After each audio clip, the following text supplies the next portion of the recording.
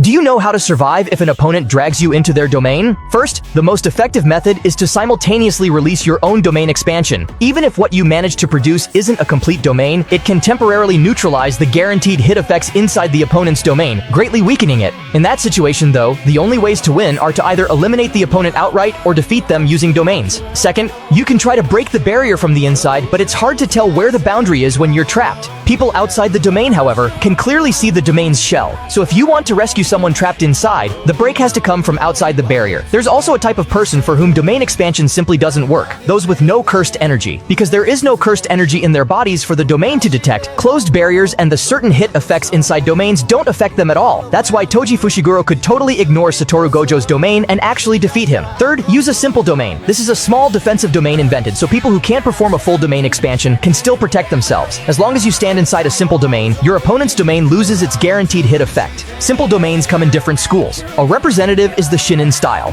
When an enemy enters the simple domain, it automatically retaliates. Because it's only a simple domain though, it can't sustain prolonged combat against a true domain.